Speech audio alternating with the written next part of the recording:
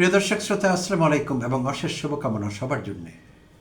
আমাদের দুর্বৃত্তায়িত জাতীয় রাজনীতির বাই প্রোডাক্ট, আমি টার্মটি রিপিট করছি, দুর্বৃত্তায়িত জাতীয় রাজনীতির বাই প্রোডাক্ট, লেজুর বৃত্তির ছাত্র রাজনীতি, ক্যাম্পাস ভিত্তিক, অনেক মূল্য নিয়েছে আমাদের কাছ থেকে, আমাদের অনেক মূল্য দিতে হয়েছে। নিরীহ শিক্ষার্থীরা দিনের পর দিন, বছরের পর বছর লেখাপড়া হারিয়েছেন, ঠিকমতো লেখাপড়া করতে পারেননি, নির্যাতিত হয়েছেন শারীরিক এবং মানসিকভাবে, এবং অনেককে জীবন দিতে হয়েছে। সর্বশেষ দেশ কাঁপানো, শুধু দেশ কাঁপানো না, আমি বলবো বিশ্ব কাঁপানো, আমাদের শহীদ আবরার ফাহাদের হত্যাকাণ্ডটি ক্যাম্পাস রাজনীতির একটি দুষ্ট ক্ষত হয়ে আছে এখন বাংলাদেশে। 2019 সালে ঘটেছিল সেই ঘটনা, খুব বেশি দিন আগের কথা না, 7 বছর আগের কথা।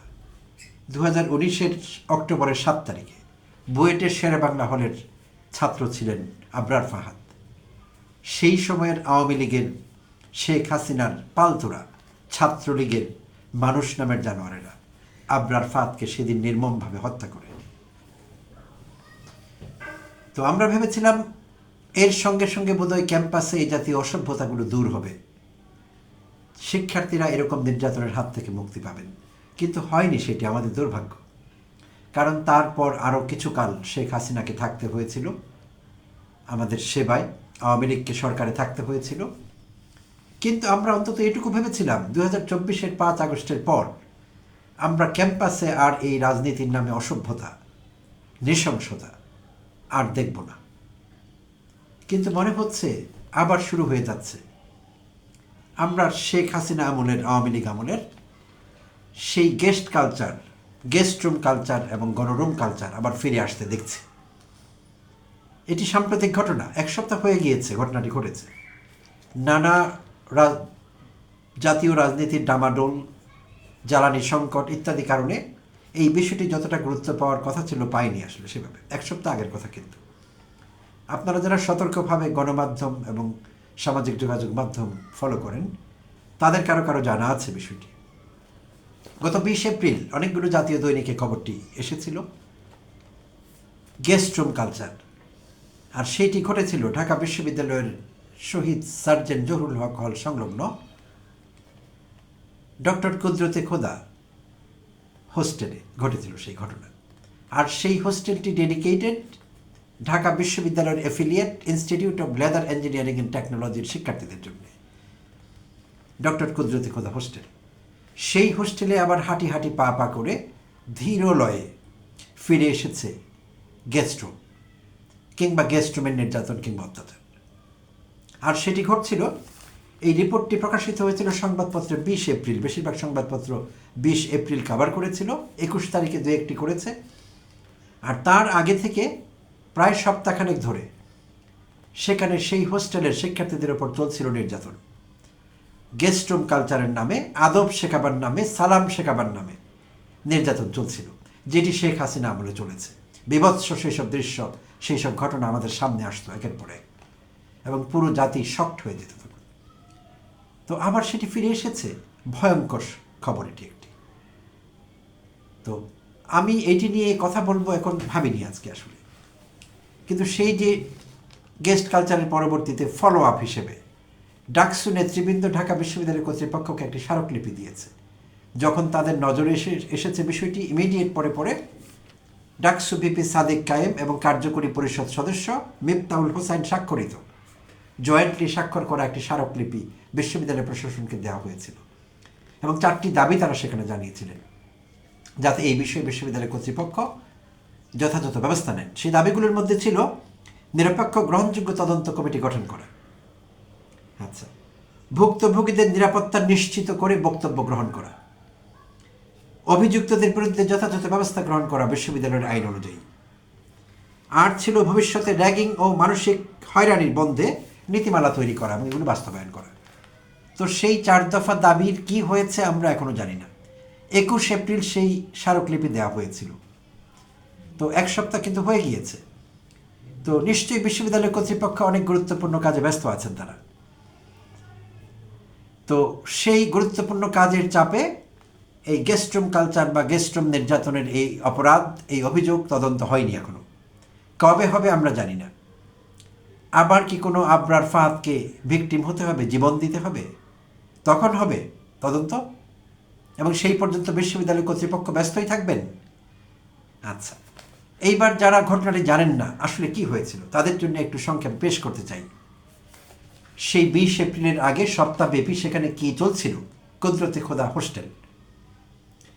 জানা গেছে যে সেখানে 2024-25 ব্যাচের ছাত্ররা, যারা এখন দ্বিতীয় বর্ষে আছে, 24-25 ব্যাচের ছাত্ররা বা শিক্ষার্থীরা 2025-26 ব্যাচে যারা নতুন ভর্তি হয়েছে, সেই নবাগত শিক্ষার্থীদের সেই এক সপ্তাহ ব্যাপী সালাম দেওয়া, আদব কায়দা শেখানো, এইসব করছিলেন গেস্ট রুমে। আর সেটি শুরু হতো রাত 11টা, 11:30টার দিকে, চলতো ভোরবেলা 2টা 2:30 পর্যন্ত। সেই নতুন শিক্ষার্থীদের, নবাগত শিক্ষার্থীদের গেস্ট রুমে ডেকে নেওয়া হতো, ডেকে নিয়ে তাদেরকে রিহার্সালের মতো করে সালাম শেখানো হতো। কিভাবে সালাম দিতে হবে তারা দেখিয়ে দিতেন, এইভাবে সালাম দিতে হবে, সিনিয়রদের দেখলে এই করতে হবে, এইভাবে চলতে হবে, এইভাবে চলতে পারবে না, এইসব তারা বলছিলেন প্রতি রাতেই কয়েক ঘন্টা ধরে ডেকে নিয়ে। শুধু তাই না, নানা রকম ভয়ভীতি দেখিয়েছেন এবং বলেছিলেন যে যদি তারা এইসব না মানে, তাদের প্রদর্শিত এসব নিয়মকানুন তারা না মানে, ফলো না করে, তাহলে তারা, আর বাই দ্য ওয়ে, এই যে 2024-25 যারা এখন দ্বিতীয় বর্ষে যে মাতব্বরেরা এই গেস্ট রুম কালচার পরিচালনা করছিলেন, তারা 43 ব্যাচ, সেই institute of leather engineering technology 43তম ব্যাচ তারা। তো তারা বলছিলেন যে আমাদের কথা না শুনলে তোমাদের আমরা হস্তান্তর করবো বা হাতে তুলে দিব 42 ব্যাচের সিনিয়রদের হাতে, তারা আরও ভয়ঙ্কর আমাদের চাইতে, তারা তোমাদের উচিত শিক্ষা দেবে তখন। তো এইভাবে বিষয়টি এগিয়ে চলছিল, কিন্তু বেরসিক সংবাদকর্মীরা সেটি ফাঁস করে দিয়েছে। তো এই তথ্যগুলো জানি আমরা সেখানে যারা ভিকটিম হয়েছিলেন, ভুক্তভোগী 2-1 নাম প্রকাশ না করবার শর্তে এই তথ্যগুলো গণমাধ্যমকে দিয়েছিলেন। তো এখন সেখানে যারা এর সঙ্গে যুক্ত ছিলেন, 24-25 ব্যাচের মাতব্বরদের কথা বলছি, তাদের কয়েকজনের নাম এসেছে সুস্পষ্টভাবে। তারা ছিলেন আল মোসাদ্দেক, এটি ডাকসুর সাহিত্য ও সাংস্কৃতিক সম্পাদক মোসাদ্দেকের কথা বলা হচ্ছে না, এটি ভিন্ন মোসাদ্দেক, আল মোসাদ্দেক। খালিদ আবদুল্লাহ, মোহাম্মদ আনাস, সাবিক ইসলাম, ইব্রাহিম এবং মনিরুল, এই মাতব্বরেরা গেস্ট রুম পরিচালনা করছিলেন। আচ্ছা, এবার দেখব তারা কি বলছেন। গণমাধ্যমের জিজ্ঞাসার মুখে পড়ে তারা বলছিলেন, এদের মধ্যে ইব্রাহিম, যার নাম নিচ্ছিলাম, ইব্রাহিমের জবানিতে আমরা শুনবো তারা সেখানে কোন ধরনের আদব কায়দা শেখাচ্ছিলেন নবাগত শিক্ষার্থীদের।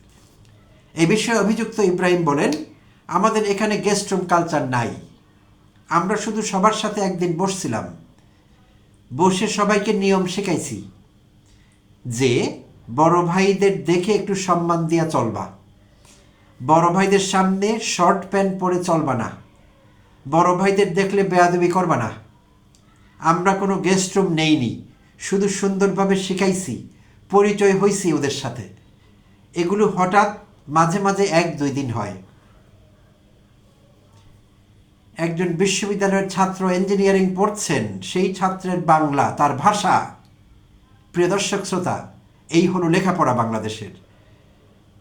সুন্দরভাবে শিখাইছি, পরিচয় হয়েছে ওদের সাথে, পরিচয় হয়েছে এই ইঞ্জিনিয়ারিংয়ের ছাত্র মাতব্বর। আচ্ছা, এবার দেখব অভিযুক্ত মোসাদ্দেক কি বলছে।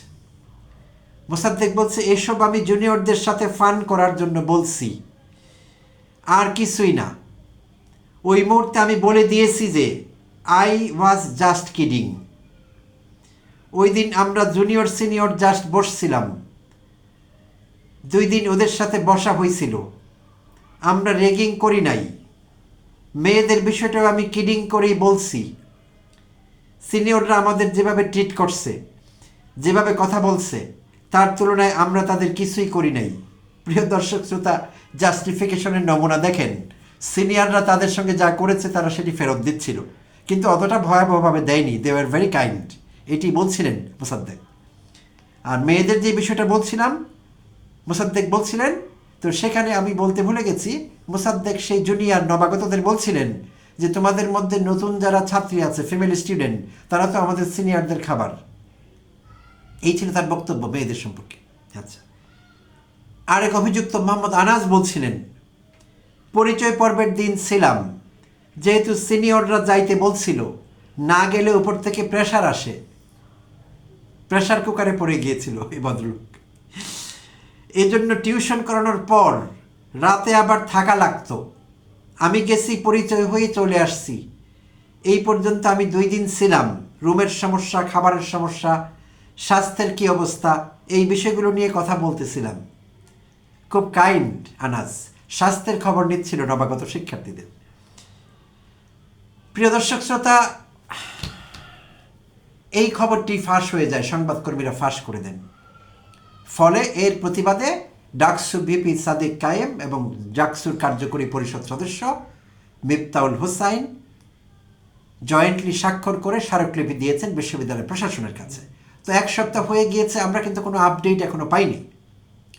আমি কোনো আপডেটের জন্য অপেক্ষা করছিলাম। আপনারা যদি শুনে থাকেন এই বিষয়ে কিছু, যে বিশ্ববিদ্যালয় প্রশাসন কোনো ব্যবস্থা নিয়েছে, কমিটি করেছে, দয়া করে একটু কমেন্টে জানাবেন। তো এমন একটি বিষয় কি এরকম গুরুত্বহীনভাবে পড়ে থাকতে পারে? আর এই বিষয়গুলো হাঁটি হাঁটি পা পা করে যদি শুরু হয়ে যায় একবার, কে থামাবে? বিএনপি এখন সরকারে, আর তাদের ছাত্রদল বিশ্ববিদ্যালয়ে। এমনিতেই তাদের কষ্টের কোনো শেষ নেই, কারণ অতীতে এমনটি ঘটেনি যে সরকারে কোনো একটি দল আর ডাকসু, রাকসু, চাকসু, জাকসু এইসব জায়গাগুলোতে, কেন্দ্রীয় ছাত্র পরিষদগুলোতে অন্যেরা ক্ষমতায়। এটি ঘটেনি। এটি বিশাল দুঃখের এবং কষ্টের ছাত্রদলের জন্য। ইতিমধ্যে আমরা সেই কষ্ট দুঃখ তাদের প্রকাশ করতে দেখছি। তো তারা যদি সেই কষ্ট দুঃখের বহিঃপ্রকাশ সেইভাবে ঘটায় গেস্ট রুমে এবং গণরুমে, তখন আমাদের আরও অনেক আবরার ফাহাদ পেতে হবে। আমরা এখনও জানি না আবরার ফাহাদের মাকে কি বলবো, আমরা জানি না প্রিয় দর্শক শ্রোতা। তো আমরা সত্যিকার অর্থে আর এইসব বাংলাদেশের মাটিতে চাই না, বিশ্ববিদ্যালয় ক্যাম্পাসগুলোতে চাই না। আমরা আসলে দুর্বৃত্তায়িত এই লেজুর ভিত্তিক ছাত্র রাজনীতিও চাই না। আমরা ছাত্র রাজনীতি চাই, কেউ আমাকে ভুল বুঝবেন না। আমি অবশ্যই ছাত্র রাজনীতি চাই। সেই ছাত্র রাজনীতি হবে নন পলিটিক্যাল। রাজনীতি কোনো বিষয় থাকবে না, কোনো দলীয় লেজুর ভিত্তি তারা করবে না। ডাকসু, জাকসু এগুলো যুগ যুগ ধরে ছিল, এখনও থাকবে, এবং সেগুলোই যথার্থ ফোরাম ছাত্রদের অভাব অভিযোগ, তাদের দাবি দেওয়া, তাদের রাইটস নিয়ে কথা বলার। তাদেরকে কোনো দলের লেজুর হতে হবে না। আর লেজুর হলে, আর লেজুর ভিত্তিক রাজনীতি ক্যাম্পাসগুলোতে যতদিন থাকবে, আমাদের এই গেস্ট রুম কালচার, গণরুম কালচার বন্ধ হবে না। তো অসভ্যতার চূড়ান্ত দেখলাম এবং অবাক হলাম যে তারা যুক্তি দাঁড় করাবার চেষ্টা করছে, জাস্টিফাই করবার চেষ্টা করছে। আমাদের সিনিয়ররা আমাদের সঙ্গে যা করেছে আমরা কিছুই করিনি। ভয়ঙ্কর কথা। আরও সিরিয়াস কিছু করবার জন্য তারা বোধহয় গোফে তা দিচ্ছে, কিন্তু এটি আমরা হতে দিতে পারি না। এই বাংলাদেশে আমরা আর কোনো আবরার ফাহাদ চাই না, কখনো না, কখনোই হতে পারবে না এটি। প্রিয় দর্শক শ্রোতা, সঙ্গে থাকবার জন্যে এবং আমাকে এতক্ষণ সহ্য করবার জন্যে অনেক অনেক ধন্যবাদ এবং কৃতজ্ঞতা জানবেন।